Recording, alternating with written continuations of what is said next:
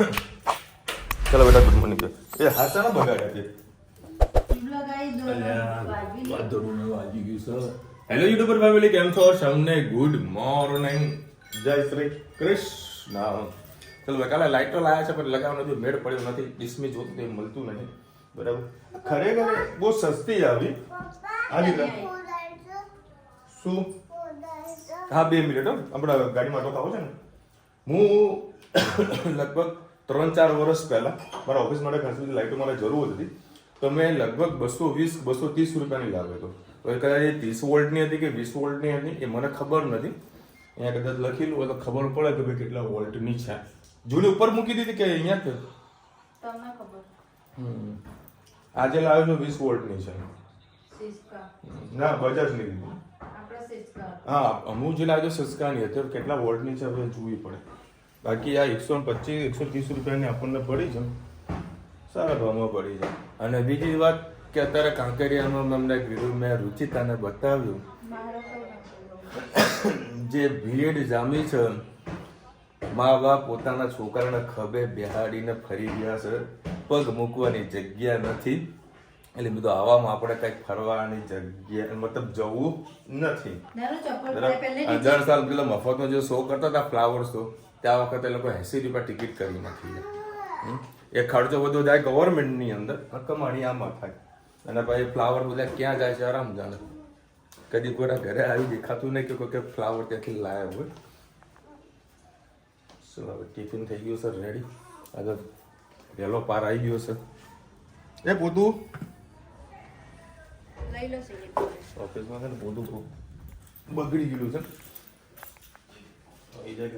સાલ ભાઈ પોતું વ્યવસ્થિત લેતા આવો કાલ તો બધી ફ્રૂટ ને બધું કાપીને ઘરેથી ગયો તો તે ફ્રૂટે ભાઈ રાત્રે ગાયને ખવડાવ્યું બધું હમણાં ખાવું પણ મેળ જ ના પડે ફ્રૂટ ખાવાનું અને આજે બધી મમ્મી અને પપ્પા અને ભાવેશ આવવાના છે હવે જુઓ છે કે સેટિંગ થાય ભાવે રુચિતા ઇન્વાઇટ કર્યા કે ચલો ડુંગળી ઓળો ખાવા કે આટલા બધા રીંગણા લાયા છો તો કોકના તો ખવડાવવું પડશે કાજુવારી જુઓ જો ભાવેશ આજે ઘરે હશે કેમ કે ઓર્ડર માગાવ્યો છે ઘરે હશે ના પહેરી લઈશ હું પહેરી લઈ ગુડ મોર્નિંગ જય શ્રી કૃષ્ણ આજે બનાવીશું આપણે કોબીનું શાક એના માટે મેં 3 પડી જેટલું તેલ લઈ લીધું છે પણ એમાં આપણે રાઈ એડ કરીશું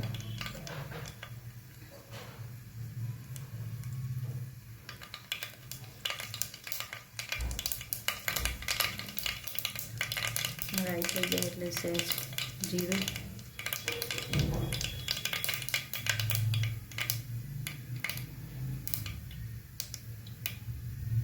હિંગ એટલું અને 2 ટામેટા સરસ મિક્સ કરી લઈએ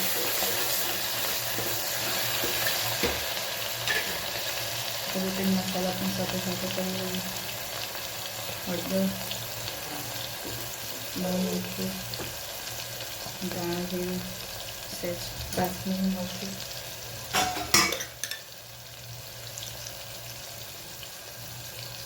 મીઠું મિક્સ કરી લઈએ આમાં લસણ નહીં આવે લસણનું ટેસ્ટ સારું પણ નહીં લાગે સરસ મિક્સ કરી લઈએ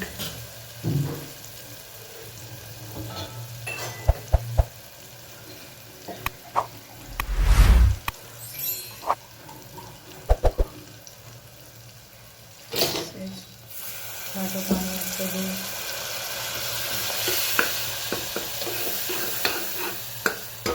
હવે કોબી ધોઈથી આપણે અંદર નાખી દઈએ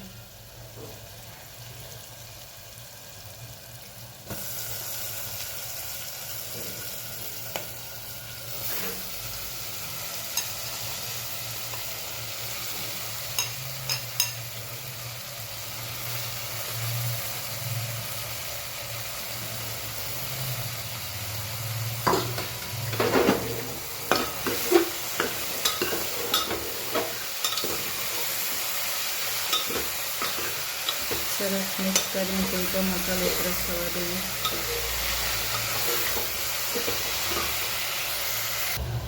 મસાલો સરસ એક રસ થઈ ગયો છે. હવે સાથે સાથે આપણે દાણા પણ ધોઈને એડ કરી દઈએ. ફરીથી મિક્સ કરી દઈએ. બસ હવે 3 સીટી વાગેલા આપણું કોબી ટામેટાનું મસ્ત લચકેદાર શાક તૈયાર થઈ જશે. એમાં તમારે બીજું કંઈ પણ નાખવાની જરૂર નહીં પડે. બટાકા નાખતો ટેસ્ટ વગર છે. એમાં પણ છોકરાઓ ખાતા હોય તો એકાદ 2 બટાકા નાખી દેવાનું મોટી સાઈઝમાં. 2 3 સ્લાઇસ કરીને ખાવાની મજા આવશે. તો આવજો. જય શ્રી કૃષ્ણ. ઇવનિંગ. જય શ્રી કૃષ્ણ. આજે આપણે રીંગણનો ઓળો બનાવવાનો છે, ખૂબ જ મોટી સાઈઝનો.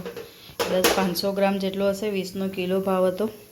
અને આપણે સરસ મજાનો ધોઈ લીધો છે. તમે જોઈ શકો છો ક્યાંય કાણું નથી. એ ખાસ જોઈ લેવાનું. કાણું હોય તો અંદર ઈયળનો પાર્ટ હોય. સરસ મજાનો આપણે શેકી લઈએ. જોઈ શકો છો આપણો સરસ મજાનો ઓળો શેકાઈ ગયો છે. ભરથું રીંગણનો ઓળા માટે રીંગણ શેકાઈ ગયું છે. હવે ઠંડો પડે એટલે એની છાલ કાઢી લેજો. છેક નીચે સુધી જાય છે એટલે પલ્પ સારો એવો હશે અંદર. ગુડ મોર્નિંગ, ગુડ ઇવનિંગ, જય શ્રી કૃષ્ણ. આજે બનાવીશું રીંગણનો ઓળો. એના માટે મેં 3 પડી જેટલું તેલ લઈ લીધું છે. તેલને સરસ મજાનું થવા દઈએ. તેલ આપણું થઈ ગયું છે. એમાં આપણે એડ કરીએ રાઈ,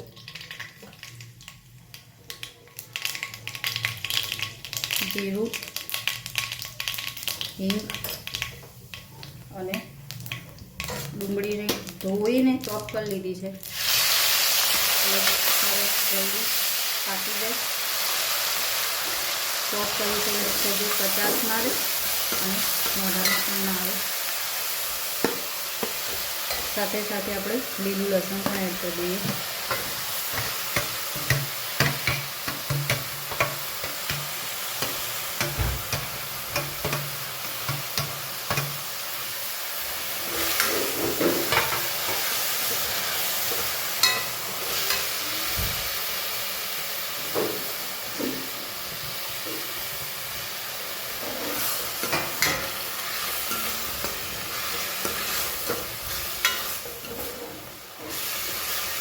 બસ ડુંગળીને થોડીક વાર થવા દઈએ. ડુંગળીમાં જે બધા રૂટીન મસાલા કરી લઈએ. પછી પાછળથી ટામેટું એડ કરીશું. તો ટામેટું પાકી પણ જશે. હળદર, ધાણા જીરું, કાશ્મીરી મરચું 1 ચમચી, લાલ મરચું પાવડર 1 ચમચી, વાટેલું લીલું મરચું અને થોડું લીલું લસણની પાછળની ડાળખી હોય અને સહેજ આદુની કટકી એ પણ એડ કરી છે. સરસ મિક્સ કરી લઈએ.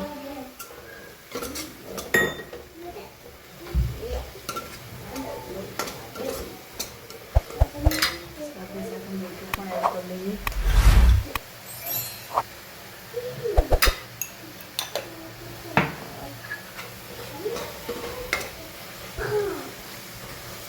થોડીક વાર હવે ડુંગળીને આપણે પાકવા દઈએ, મિક્સ થવા દઈએ, ઢાંકીને મૂકી દઈએ.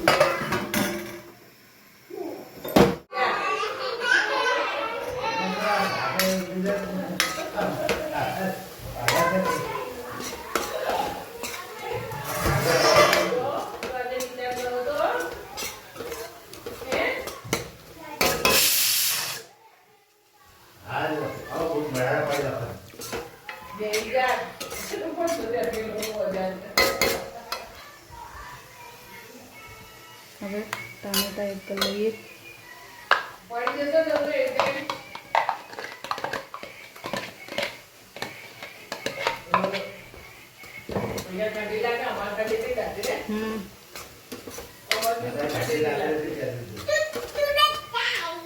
ટામેટાને થોડીક વાર ઢાંકીને થવા દઈએ.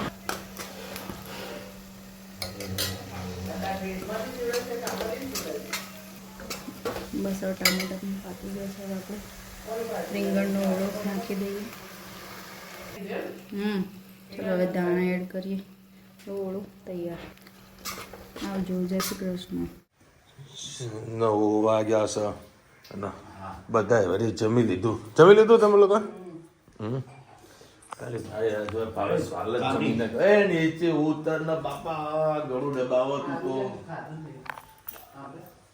કપડા મસ્ત છે ને તે ફેશન ડિઝાઇનિંગ વાળા. શું લાય બા તારા માટે?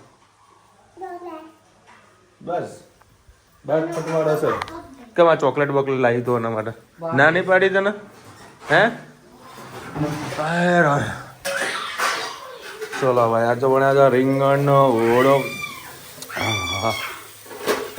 તારું જતા પાણીપુરી ખાઈ લે કરજે પાણીપુરી ખાઈ લે કેટલાની પૂછતો 10 રૂપિયાની તીખી તીખી હાલ જ 5 મિનિટ હાલ જ ના ના ખાવાનું ને મેં કહે કેમ 10 ની બધું ભાઈ મારા જ નહીં ખાવાનું ના ના ના ઘરે સારું જ બને કોઈ દિવસ ખરાબ ના બને તો આમ મોઢું સુધારવા પડે તો ખાલી 10 નું બને 2 ખવડાવી બધું બે મરચું હોય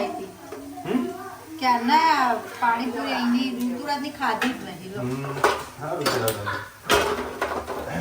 તીખીને બનાવીને આલી પણ મને મજા ના બધું બાજુ થોડું તીખું કર એને થોડું વધારે તીખું કરીને પણ તોય તીખાશ ના લાગે તો થોડું મોઢું સુધારો તીખું ના બોલે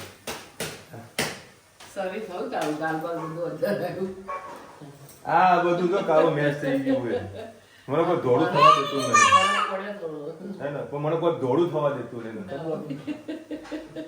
મને કોઈ ધોળું થવા દેતું નથી શરીર બન્યું હોય થોડુંક 100 ગ્રામ વધ્યું હોય પેટ પહેલા બહાર આવ્યું છે એ તો બધું ધીરે ધીરે બધું કવર થશે શું છે મીઠું ગોડી મીઠું ચાકુ એમ છે ના મારે નથી ખાવું બેટા તું આ મીઠું કાઢ હું તને મરચું ખવડાવીશ તું ચાખીશ મરચું મરચું લાવજે મરચું તને દેખાડું જા કોઈ મીઠું કોઈ ચાખે કોઈ ના ભાઈ ના ના ના ના ના ભાઈ ના છે અરે મીઠું કોણ ખાય જા હું ના ખવડાવ ભાઈને ખવડાવજો હું જોઉં માર પડી રોટલી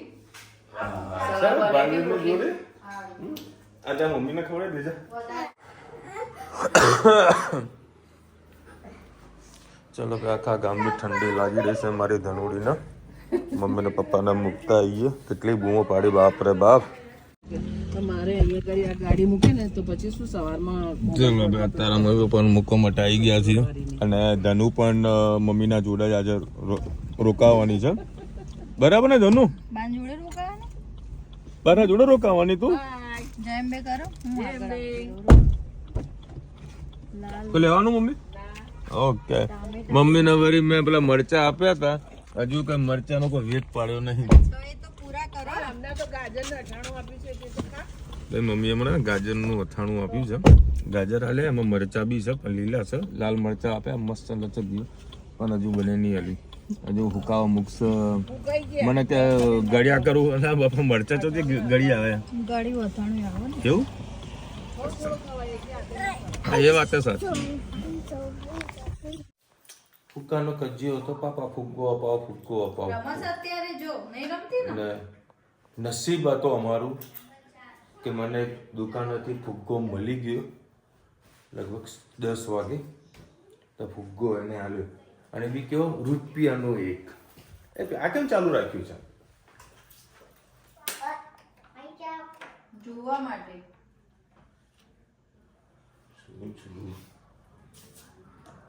કાઢી દેવાનું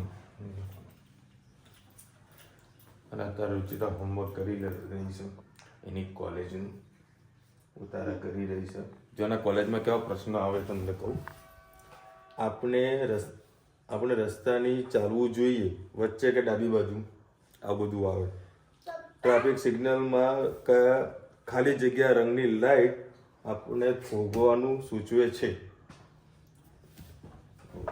આ બધું રુચિતા ભણી રહી છે અને મારી ધનવી બેન તો ફુગ્ગા ખંતાડીને બેઠી છે હેતને ફુગ્ગો ના આપે અને કાલે તો હેતને વળી બપોરની સ્કૂલ છે પણ એ જવાનું નથી એમને મજા આવી મોજ કરી ભાવેશ તો વહેલો જમીન નીકળી ગયો હતો એને પછી ક્રિકેટ રમવા ગયો તો ક્રિકેટ રમવા માટે કંઈ ગયો હશે ચલો મળીશું નવા વિડીયો સાથે નવા મત મસીની સાથે ત્યાં સુધી અમને આપણો જય હિન્દ ભારત માતા કી જય અને વિડીયો ગમે તો ફટાફટ લાઈક કરો શેર કરો સબસ્ક્રાઇબ કરવાનું ભૂલતા નહીં રાધે રાધે.